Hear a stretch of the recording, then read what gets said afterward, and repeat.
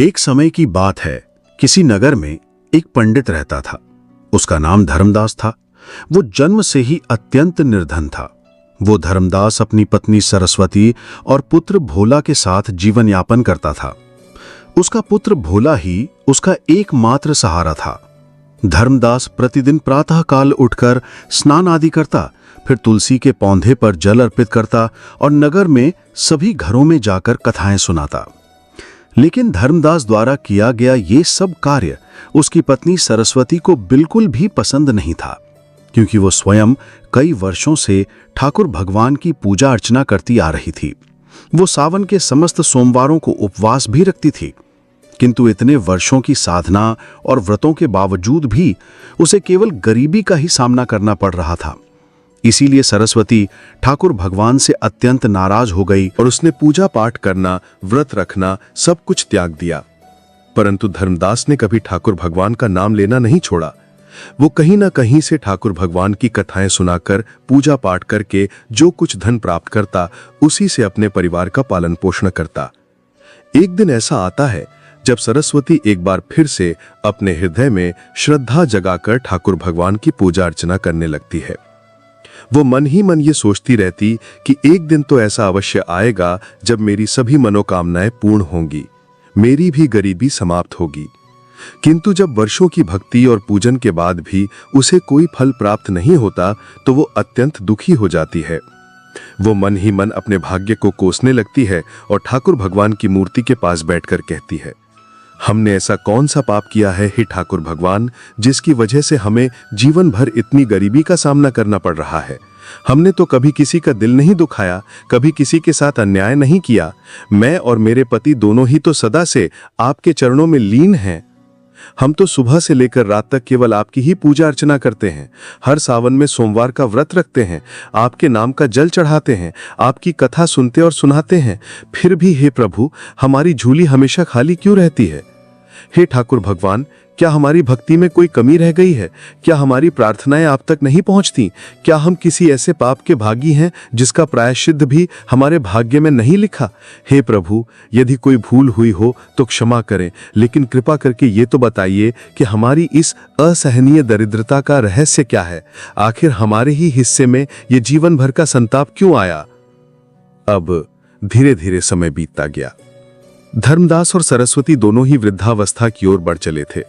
समय की मार ने उनके शरीर को कमजोर कर दिया था। अब धर्मदास के शरीर में इतनी भी शक्ति नहीं बची थी कि वो नगर में जाकर ठाकुर भगवान की कथा सुना सके। उसकी कमर झुक गई थी, स्वर कांपने लगे थे और शरीर में विविध रोगों ने घर बना लिया था। अब वो पंडित भी प्रायः बीमार रहने लगा। कभी खांसी, कभी ज्वर, कभी दुर्बलता। शरीर मानो जवाब दे चुका था। और इस सबसे अधिक चिंता की बात यह थी कि अब उनके घर का पालन पोषण करने वाला कोई नहीं बचा था। जो थोड़ी बहुत जमा पूंजी थी वो भी बीमारियों और दवाओं में खर्च हो चुकी थी। धीरे धीरे उनके घर की हालत इतनी बिगड़ गई कि उन्हें भोजन के एक एक दाने के लिए भी संघर्ष करना पड़ रहा था। न घर में अन्न था, न कोई सहारा। ऐसी स्थिति में सरस्वती का धैर्य टूट गया। वो अत्यंत क्रोधित हो उठी। उसने क्रोध में आकर एक बार फिर से ठाकुर भगवान की पूजा अर्चना को त्याग दिया। इस बार तो उसने अपने पति धर्मदास को भी डांटते हुए ये कह दिया, अब बस करो ये सब भगवान भगवान की रट लगाना। तुम्हारे इस ठाकुर भगवान ने हमें क्या दिया? जब जवान थे तब भी भूखे रहे, अब वृद्ध हुए तो और भी बदतर हालत हो गई। क्या यही फल है इतने वर्षों की भक्ति का? लेकिन धर्मदास, जो सच्चा ठाकुर भक्त था, वो अपने अंतिम समय तक भी ठाकुर भगवान की पूजा नहीं छोड़ता। उसका विश्वास अटल था। वो कहता, ठाकुर भगवान परीक्षा लेते हैं लेकिन अपने भक्तों को कभी त्यागते नहीं। तब क्रोध में तपती हुई सरस्वती एक दिन अत्यंत कठोर स्वर में कह उठती है, हे नाथ, आखिर हम दोनों कब तक यूं ही ठाकुर भगवान की पूजा अर्चना करते रहेंगे? देखिए ना, हम दोनों अब बूढ़े हो चुके हैं। उम्र के इस पड़ाव पर आकर भी हमें आज तक कोई फल नहीं मिला, कोई राहत नहीं मिली। मैंने तो जीवन का हर क्षण ठाकुर की भक्ति में समर्पित कर दिया, पर क्या मिला? हम तो दिन प्रतिदिन और भी अधिक गरीब होते जा रहे हैं। कभी लगता था कि कुछ तो ठीक है, कभी कभार कुछ मिल जाता था, पर अब तो दाने दाने के लिए भी तरसना पड़ रहा है। घर में ना अन्न है, ना सहारा और ना ही कोई आसरा, और तुम अब भी इस भ्रम में पड़े हो कि ठाकुर भगवान तुम्हारी सुनेंगे। हे नाथ, मैं ही मूर्ख थी जो एक बार पूजा पाठ छोड़ देने के बाद भी फिर से दोबारा भक्ति करने लग गई। मैंने सावन के सभी सोमवारों को न तो दिन देखा न रात। दिन भर उपवास रखकर, रात भर जप तप में लीन रहकर मैंने अपने ही शरीर को दुर्बल बना लिया। मैंने बेलपत्र चढ़ाए, जल अर्पित किया, मंत्रों का जाप किया, आंखों से आंसू बहाए, लेकिन ठाकुर ने मेरी एक भी प्रार्थना नहीं सुनी। मैंने अपना सर्वस्व अर्पित कर दिया, फिर भी उनके दरबार से मेरे लिए कुछ नहीं निकला। और अब तुम्हें क्या लगता है कि तुम्हारा वो ठाकुर कुछ देगा जो तुम रोज रोज उस शिवलिंग पर जल चढ़ाते हो? वही जल क्या कभी अमृत बनकर लौट आया? नहीं ना, क्योंकि हम जैसे गरीबों के लिए शायद उस ठाकुर के पास भी कुछ नहीं है। लगता है ये गरीबी ही हमारा भाग्य है, यही हमारी नियति है और इसी में हमें तिल तिल मरते रहना है। मित्रों, अपनी पत्नी सरस्वती के इतने कठोर और क्रोधित वचनों को सुनकर भी धर्मदास एक शब्द नहीं कहता।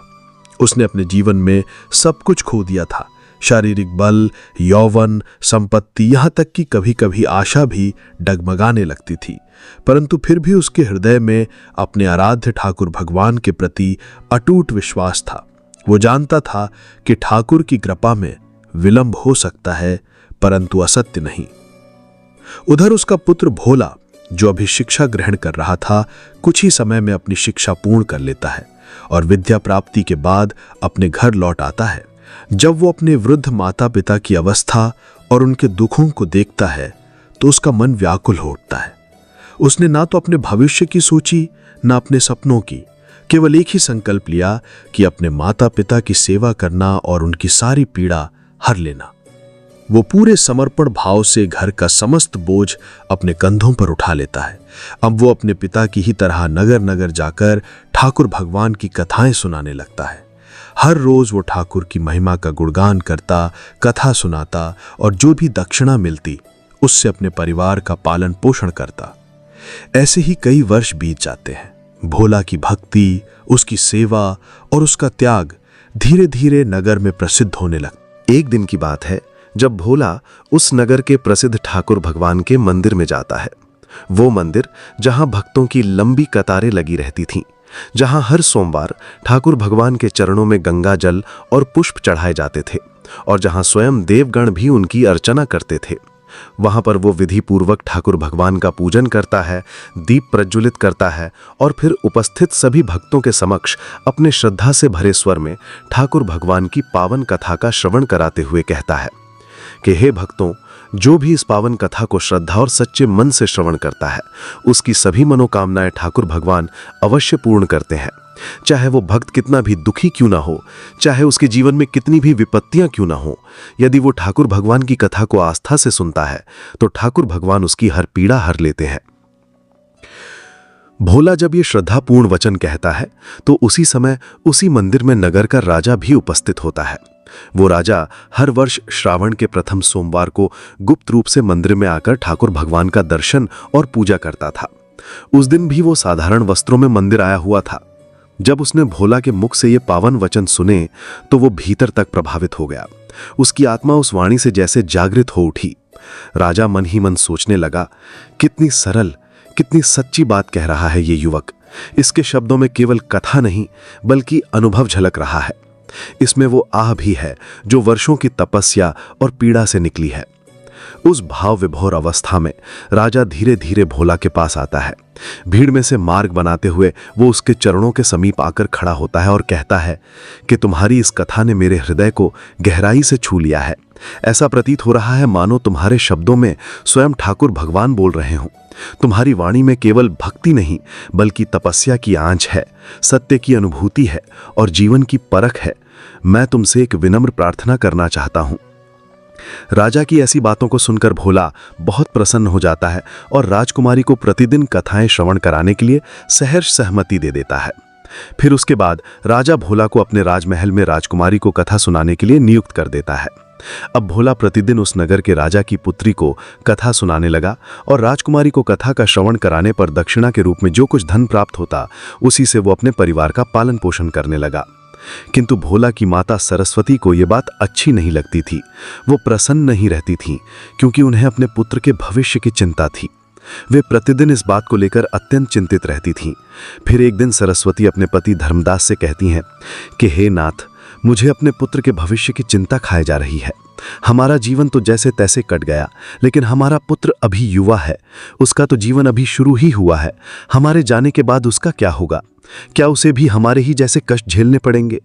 क्या हमारी वर्षों की पूजा, व्रत, तपस्या और आराधना का कोई फल नहीं मिलेगा?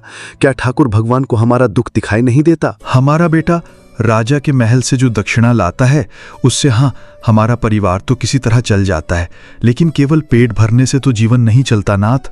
बाकी की मनोकामनाएं, बाकी की इच्छाएं, उसका जीवन, उसका भविष्य, इन सब का क्या? अब क्या हम सिर्फ 2 वक्त के भोजन के लिए ही जिएंगे? क्या यही ठाकुर भगवान की भक्ति का फल है? क्यों ठाकुर भगवान ने अपनी आंखें बंद कर ली हैं? क्या हमारा पुत्र भी हमारी ही तरह उम्र भर गरीबी में जीता रहेगा? उस स्त्री की करुण पुकार जब आकाश में गूंजी, तब वो केवल वायु में विलीन नहीं हुई, वो सीधे वैकुंठ धाम पहुंची और माता लक्ष्मी के हृदय को विदीर्ण कर गई। मित्रों, जब माता लक्ष्मी जी ने सरस्वती की वेदना और दुख भरी प्रार्थना को सुना, तो उनका कोमल हृदय व्याकुल हो उठा। वे इस करुण पुकार को अनसुना नहीं कर सकी। उन्होंने तुरंत ठाकुर भगवान का ध्यान किया और क्षण भर में वैकुंठ में उनके समक्ष जा पहुंची। यूं अचानक माता लक्ष्मी को अपने समक्ष आया हुआ देखकर ठाकुर भगवान ने मुस्कुराते हुए पूछा, हे देवी, आज अचानक कैसी व्याकुलता है? आप इतनी शीघ्रता से मेरे समीप कैसे आ गईं? अवश्य ही कोई विशेष कारण होगा, बताइए क्या बात है? तब माता लक्ष्मी ठाकुर भगवान से करुण स्वर में कहती हैं, हे स्वामी, आप तो सर्वज्ञ हैं, त्रिकालदर्शी हैं, भूत, भविष्य और वर्तमान सब कुछ आपकी दृष्टि में स्पष्ट है। फिर भी आप मुझसे पूछते हैं कि मैं क्यों चिंतित हूं? जब आप स्वयं सब जानते हैं तो मुझसे पूछकर क्यों मेरी पीड़ा को और अधिक बढ़ा रहे हैं? चलिए, अब जब आपने पूछा ही है तो मैं आपको कारण बताती हूं। मेरी चिंता का कारण है वो धर्मदास और उसकी पत्नी सरस्वती।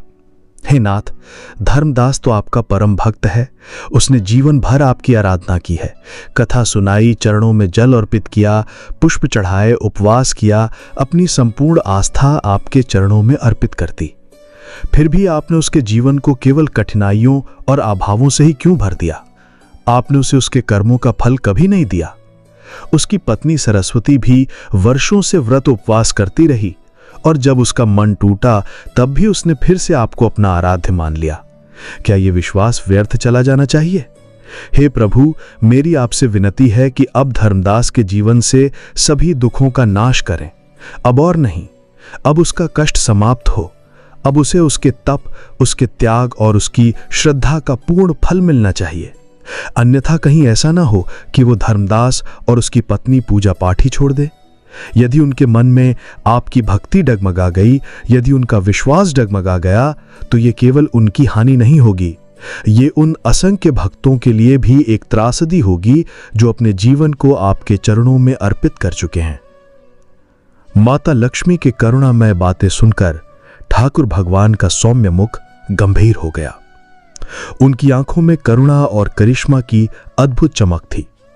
वे साक्षात दयामय रूप में प्रकट होते हैं और माता की ओर देखते हुए कोमल स्वर में कहते हैं, आप चिंतित मत होइए, क्योंकि हमने उस धर्मदास के भाग्य के उदय का बीज बो दिया है।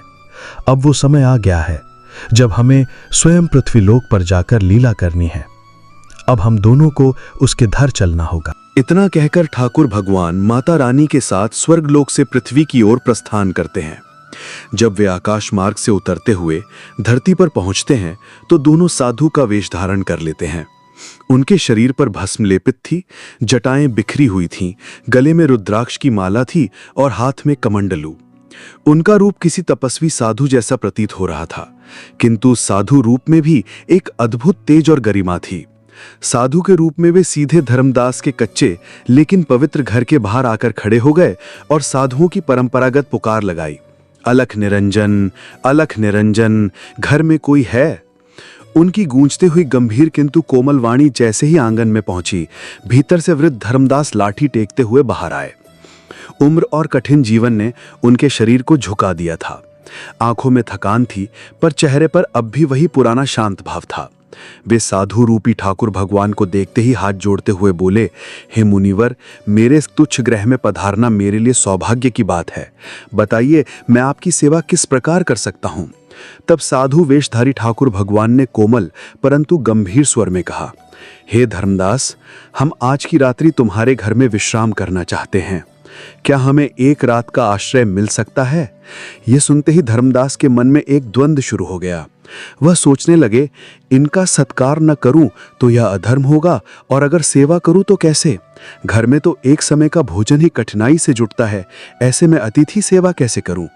फिर भी संस्कारों और श्रद्धा से प्रेरित होकर उन्होंने गहरी सांस ली और नम्रता से कहा, हे मुनिवर, मेरा पुत्र भोला नगर की राजकुमारी को भगवान शिव की कथा सुनाता है। उसी सेवा के बदले जो थोड़ी बहुत दक्षिणा मिलती है, उसी से हम तीनों, मैं, मेरी पत्नी सरस्वती और मेरा पुत्र, एक समय का भोजन करते हैं। मैं आपका सेवा करना चाहता हूं, परंतु मैं केवल एक समय का ही भोजन जुटा सकता हूं। कृपया इसे मेरी असमर्थता ना समझें, मेरी सच्ची श्रद्धा समझें। धर्मदास की ये विनम्रता, करुणा और सच्चाई सुनकर साधु रूपी ठाकुर भगवान मुस्कुराए। उन्होंने अपने कमंडलू से एक दिव्य पात्र निकाला और धर्मदास की ओर बढ़ाते हुए बोले, हे धर्मदास, आज से सरस्वती से कह देना कि वह इस पवित्र पात्र में ही भोजन बनाए। इससे न केवल तुम सबका बल्कि हमारे लिए भी दोनों समय का भोजन सहजता से बन जाएगा और कभी अन्न की कमी नहीं होगी। जब सरस्वती ने उस पात्र में पहली बार भोजन बनाया तो सब आश्चर्यचकित रह गए। हर बार उसमें स्वादिष्ट और पर्याप्त भोजन तैयार होता, सुबह और शाम तीनों का पेट भरता और थोड़ा बच भी जाता। यह चमत्कार देखकर धर्मदास, सरस्वती और भोला तीनों स्तब्ध रह गए। उनके मन में श्रद्धा के साथ साथ संशय भी जागा। यह कोई सामान्य साधु नहीं है, ये कोई देव रूप में पधारे हैं। अगले दिन जैसे ही सुबह हुई, भोला प्रतिदिन की भांति कथा कहने के लिए नगर की ओर प्रस्थान करने लगा। तभी मार्ग में ही साधु रूपी ठाकुर भगवान ने उसे रोक लिया और प्रेम पूर्वक पूछा, हे भोला, तुम कहाँ जा रहे हो? भोला ने श्रद्धा से सिर झुकाते हुए कहा, हे मुनिवर, मैं प्रतिदिन की तरह आज भी राजकुमारी को ठाकुर भगवान की कथा सुनाने जा रहा हूँ। तब साधु मुस्कुराए और बोले, हे पुत्र, आज जब तुम कथा सुनाओ तो एक बात अवश्य पूछना। राजकुमारी इतनी श्रद्धा से प्रतिदिन ये कथा किस इच्छा की पूर्ति के लिए सुनती हैं? आखिर ऐसा कौन सा भाव है जो उसे कथा के लिए खींच लाता है? भोला ने सिर झुकाकर विनम्रता से कहा, जो आज्ञा मुनिवर, और फिर राजमहल की ओर बढ़ गया। वहां पहुंचकर उसने पूर्ववत विधि से ठाकुर भगवान की कथा कहनी आरंभ की। कथा के समापन पर भोला कुछ क्षण मौन रहता है। ठाकुर भगवान द्वारा कहे गए शब्द उसके अंतर्मन में गूंज रहे थे। थोड़ी देर बाद वह अत्यंत विनम्रता से राजकुमारी की ओर देखता है और निवेदन करता है, हे राजकुमारी, यदि अनुमति हो तो एक बात पूछना चाहता हूँ। आप प्रतिदिन इतनी श्रद्धा से भगवान भोलेनाथ की ये पावन कथा क्यों सुनती हैं? ऐसी कौन सी मनोकामना है जिसके लिए आप ये नियम पूर्वक श्रवण करती हैं? राजकुमारी ने शांत स्वर में उत्तर दिया, मैं अपने जीवन में एक ऐसे वर की प्राप्ति के लिए यह कथा श्रद्धा से सुनती हूँ जिसकी चर्चा केवल इस राज्य में ही नहीं, दूर दूर तक हो, जिसके मस्तक पर चंद्र और सूर्य जैसा तेज हो, जिसके भाग्य में कभी किसी वस्तु की कमी ना हो और जिसकी बारात ऐसी भव्य हो जैसी आज तक किसी ने देखी ना हो, ना किसी रानी की, ना किसी राजकुमारी की। मैं ऐसा ही अनुपम वर चाहती हूँ। ये सुनकर भोला मौन हो गया। उसके मन में अनेक भावनाएं उमड़ने लगी, लेकिन वो कुछ न कह सका। वो आदरपूर्वक राजकुमारी को प्रणाम कर वहां से चुपचाप लौट आया। घर पहुंचते ही वो सीधे उसी स्थान पर गया जहां ठाकुर भगवान साधु रूप में प्रतीक्षा कर रहे थे। उसने उन्हें प्रणाम किया और राजमहल में हुई सारी घटनाएं विस्तार से सुना दी। सब कुछ सुनने के बाद ठाकुर भगवान मंद मुस्कान के साथ बोले, हे पुत्र, अब अगले दिन जब तुम राजकुमारी को कथा सुनाओ तो फिर वही प्रश्न पूछना। यदि वो फिर वही उत्तर दे कि वो ऐसा वर चाहती है जिसके मस्तक पर चंद्र और सूर्य हों, जिसके भाग्य में कोई अभाव न हो और जिसकी बारात अनुपम हो, तो तुम तुरंत उससे कह देना कि तुम्हें जैसा वर चाहिए वैसा केवल मैं ही हूं। फिर बिना कोई और बात किए वहां से लौट आना। ये सुनकर भोला के मन में संशय उत्पन्न हुआ। वो कुछ देर चुप रहा, फिर हाथ जोड़कर बोला, हे मुनिवर, मैं तो एक निर्धन ब्राह्मण पुत्र हूं और वो इस नगर की राजकुमारी। हमारे बीच तुलना भी कैसे हो सकती है? मेरा घर तो उन्हीं की दक्षिणा से चलता है। मेरे माता पिता और मैं स्वयं उसी पर निर्भर हैं। यदि यह बात राजा को ज्ञात हो गई तो वो मुझे और मेरे परिवार को मृत्युदंड देने में एक पल भी नहीं लगाएंगे। आप कृपा स्वरूप हैं, लेकिन मुझे क्षमा करें, मैं ऐसा नहीं कर सकता। भोला की बात सुनकर ठाकुर भगवान कुछ क्षण शांत रहे। फिर उन्होंने अपना मस्तक उठाया। उनकी आंखों में तेज चमकने लगा और वे अत्यंत कोमल किंतु दृढ़ स्वर में बोले, यदि तुम हमारी बात नहीं मानते तो समझो तुम अपने ही सौभाग्य को ठुकरा रहे हो। जब कोई भक्त स्वयं अपने भाग्य से मुंह मोड़ता है तो उसका जीवन केवल दुख, दरिद्रता और पश्चाताप से भर जाता है। फिर कोई कृपा शेष नहीं रहती, केवल शून्यता रह जाती है। ये वचन सुनकर भोला भीतर से कांप उठा। वो पहले ही साधु रूपधारी ठाकुर भगवान की अलौकिकता देख चुका था। चमत्कारी पात्र से अन्न प्रकट होना, उनके नेत्रों की गंभीरता, वाणी की दिव्यता और उनके तेजस्वी स्वरूप से निकलती शांति। अब जब उन्होंने इतने गहन और भविष्य सूचक वचन कहे तो उसका मन भय और श्रद्धा से भर उठा। उसने मन ही मन सोचा, राजा तो बाद में मृत्युदंड देगा, लेकिन यदि इनकी अवज्ञा की तो ये अभी ही भस्म कर देंगे। ये सोचकर उसने साहस जुटाया और वचन दिया कि वो ऐसा ही करेगा। अगले दिन भोला नियत समय पर राजमहल पहुंचा और पूरे विधि विधान से ठाकुर भगवान की कथा सुनाने लगा। कथा के अंत में उसने फिर वही प्रश्न किया जो पहले पूछा था। राजकुमारी ने फिर वही उत्तर दिया जो पहले दिया था। तब भोला ने श्रद्धा और साहस के साथ कहा, हे राजकुमारी, तुम्हें जैसा वर चाहिए वैसा वर मैं ही हूं। इतना कहकर वो शीघ्रता से राजमहल से बाहर निकल आया और अपने घर लौट गया। भोला की इस बात को सुनकर राजकुमारी अत्यंत क्रोधित हो गई। उसने अपनी एक विश्वस्त दासी को बुलाया और उसे सारा प्रसंग सुनाते हुए कहा कि ये बात पिताजी को शीघ्र जाकर बता दो कि उनके द्वारा कथा श्रवण हेतु नियुक्त किया गया पंडित इतना दुस्साहसी निकला। दासी ने जाकर राजा को सब कुछ बताया। ये सुनकर राजा भी अत्यंत क्रोधित हो उठा। उसने अपनी पुत्री को आश्वासन दिया कि वो उस अभिमानी और उद्धत ब्राह्मण पुत्र को अवश्य दंडित करेगा। फिर राजा ने शीघ्र ही अपने मंत्रियों को दरबार में बुला लिया और उनसे विचार विमर्श करने लगा। उस समय दरबार में उपस्थित महामंत्री ने राजा से कहा, हे राजन, उसने जो अपराध किया है वो निश्चय ही मृत्युदंड योग्य है, लेकिन ये बात भी विचारणीय है कि वो एक पंडित है। यदि आप उसे फांसी देते हैं तो आपको ब्रह्म हत्या का घोर पाप लगेगा, और वो पाप न किसी तीर्थ, न किसी यज्ञ, न किसी दान से कटता है। अतः मेरी विनती है कि उसे कोई ऐसा दंड दिया जाए जिससे न्याय भी हो और आपको पाप भी न लगे। ऐसा उपाय जिससे उसका दंभ टूटे और आपकी मर्यादा भी बनी रहे। महामंत्री की बात सुनकर राजा गहरे सोच में डूब गया और वो कुछ देर तक मौन रहा। फिर विचार विमर्श के बाद उसने क्रोध से भरे स्वर में अपने सैनिकों को बुलाकर आदेश दिया, उस पंडित के घर जाओ और कहो कि राजा साहब अपनी पुत्री का विवाह उससे करने को तैयार हैं, लेकिन कुछ शर्तों पर। यदि वो शर्तें पूरी नहीं कर पाया तो उसे और उसके पूरे परिवार को मृत्युदंड दे दिया जाएगा। राजा की पहली शर्त ये थी कि बारातियों के ठहरने के लिए कई बारात घर बनाए जाएं और वे सभी बारातियों से भरे हों। कोई भी बारात घर खाली नहीं रहना चाहिए। दूसरी शर्त ये थी कि बारातियों के अतिथि सत्कार में जो भोजन बनाया जाए वह न तो कम हो और न ही बचना चाहिए। कोई भूखा न रहे और कोई अन्न व्यर्थ न जाए। तीसरी शर्त ये थी कि ऐसी अद्भुत, अनुपम और भव्य बारात होनी चाहिए जिसकी प्रशंसा नगर का हर व्यक्ति करे। यदि इनमें से कोई भी शर्त अधूरी पाई गई तो बारात में आए सभी बारातियों को भी मृत्युदंड दे दिया जाएगा। राजा का आदेश पाकर सैनिक तुरंत भोला के घर की ओर निकल पड़े। इधर भोला भी राजमहल से भागकर अपने घर पहुंचा और वहां साधु वेशधारी ठाकुर भगवान को सारी बात कह सुनाई। वो बोला, हे मुनिवर, आपके कहे अनुसार जब मैंने राजकुमारी से कहा कि वैसा वर मैं ही हूं तो वो अत्यंत क्रोधित हो गई। अब कोई फांसी का संदेश या सैनिक कभी भी आ सकते हैं। मुझे बहुत भय हो रहा है कि अब कुछ भयानक होने वाला है। उसी समय राजा के सैनिक उसके द्वार पर पहुंच जाते हैं और जोर जोर से दरवाजा पीटने लगते हैं। दरवाजे की कड़कड़ाहट पूरे आंगन में गूंज उठती है। आवाज सुनकर भोला के पिता धर्मदास बाहर आते हैं और दरवाजा खोलते हैं। दरवाजा खोलते ही सैनिक कठोर स्वर में कहते हैं, क्या तुम्हारा ही पुत्र राजकुमारी से विवाह करना चाहता है? चलो ठीक है, राजा साहब भी अपनी पुत्री से विवाह के लिए तैयार हैं, लेकिन कुछ शर्तें हैं जिन्हें पूरा करना अनिवार्य होगा, अन्यथा पूरे परिवार को मृत्युदंड दिया जाएगा। उनकी बातें सुनकर धर्मदास बहुत भयभीत हो जाते हैं और हाथ जोड़कर पूछते हैं, हे सैनिकों, कृपया बताएं कि वे शर्तें क्या हैं।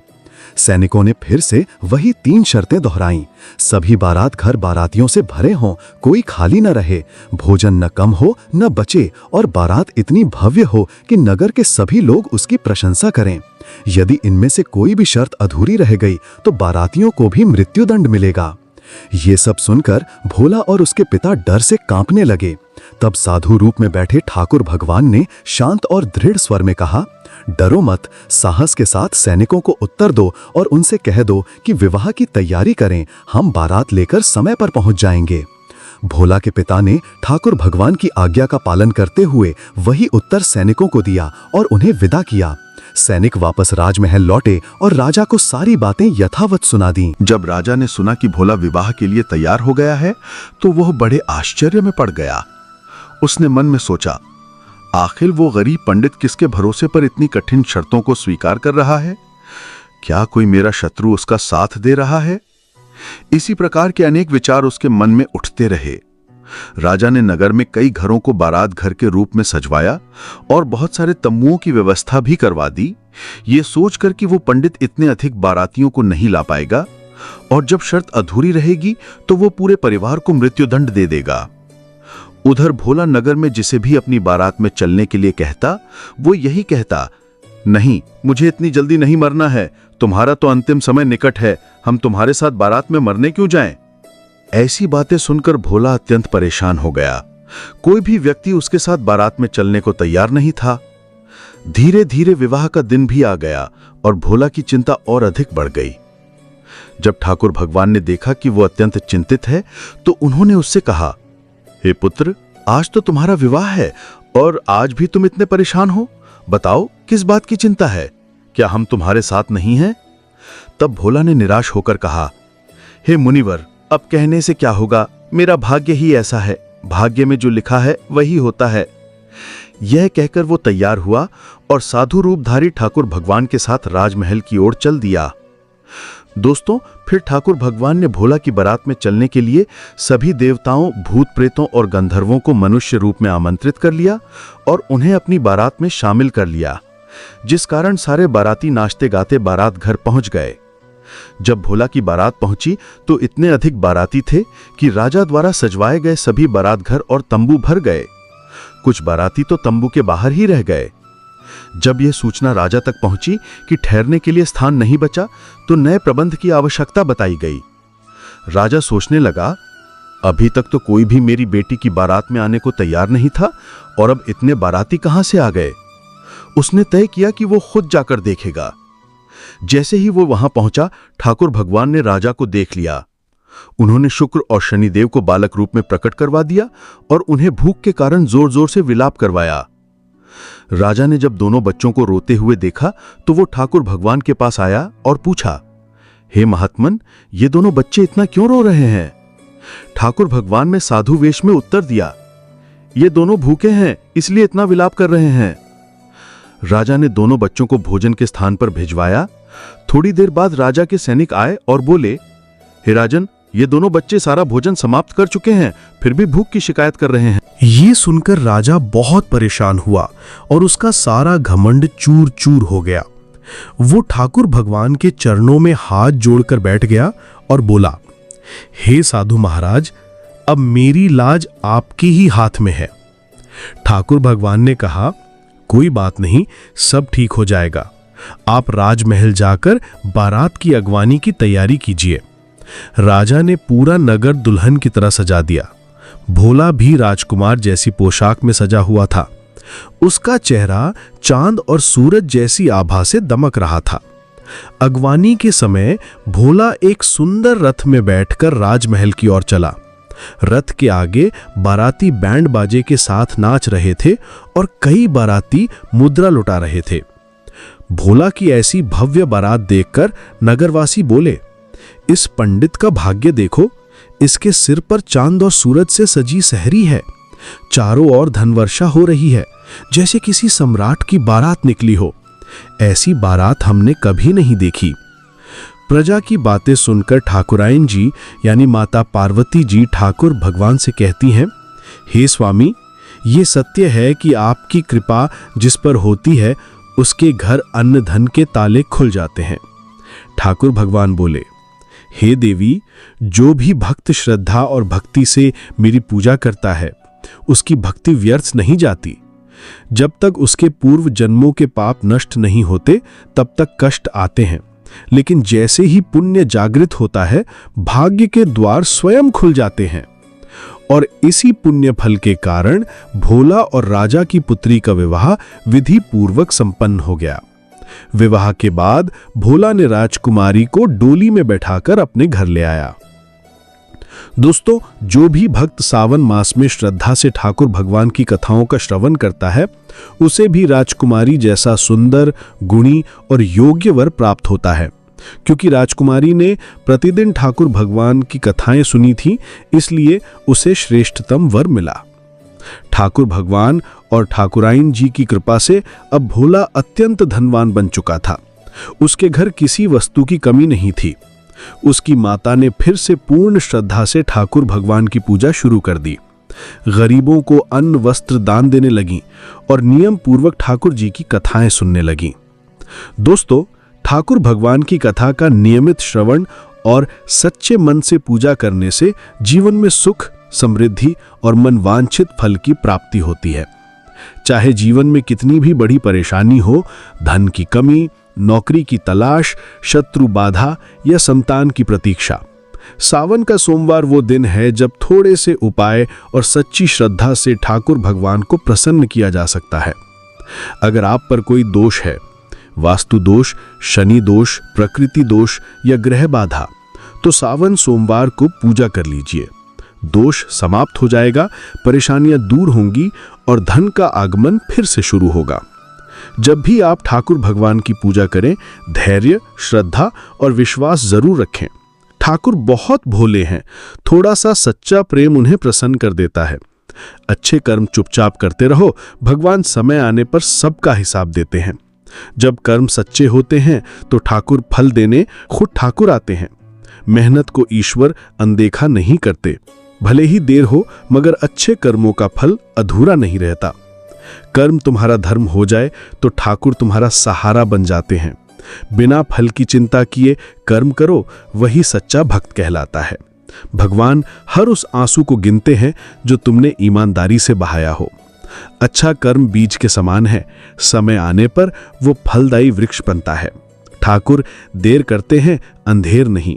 अच्छे कर्मों का फल कभी न कभी जरूर मिलता है। भोला जब अपनी पत्नी राजकुमारी के साथ अपने पुराने घर लौटा तो पूरा गांव उसे देखने उमड़ पड़ा। लोग आश्चर्यचकित थे कि एक साधारण ब्राह्मण पुत्र आज इतने वैभव और सम्मान के साथ लौटा है। परंतु भोला ने अपनी विनम्रता नहीं छोड़ी। उसने वही पुराना घर नहीं छोड़ा, बल्कि उसे ही स्वर्ग बना दिया। वहां गौशाला बनाई, एक पाठशाला खुलवाई और गरीबों के लिए अन्न भंडार स्थापित किया। राजकुमारी ने भी अपने शाही जीवन को त्याग कर भोला की सेवा में हाथ बटाया। वो स्त्रियों को शिक्षा देने लगी और रोगियों की सेवा करने लगी। कुछ समय बाद ठाकुर भगवान ने स्वयं प्रकट होकर सभी ग्रामवासियों को दर्शन दिए और कहा कि जिस ग्राम में सच्ची भक्ति, सेवा और विनम्रता हो, वहां मैं सदा निवास करता हूं। फिर उन्होंने भोला को आशीर्वाद दिया कि तू केवल इस जन्म में नहीं, अगले 7 जन्मों तक मेरी कृपा का पात्र रहेगा। तेरा कुल पवित्र रहेगा और जो भी तेरा नाम श्रद्धा से लेगा उसके संकट दूर होंगे। ठाकुर भगवान और माता पार्वती अंतर्ध्यान हो गए, परंतु उनकी कृपा की छाया उस ग्राम पर सदा बनी रही। धन्यवाद दोस्तों, आपने ये कथा अंत तक पढ़ी। मिलते हैं अगली कथा में। खुश रहिए, अपना ख्याल रखिए।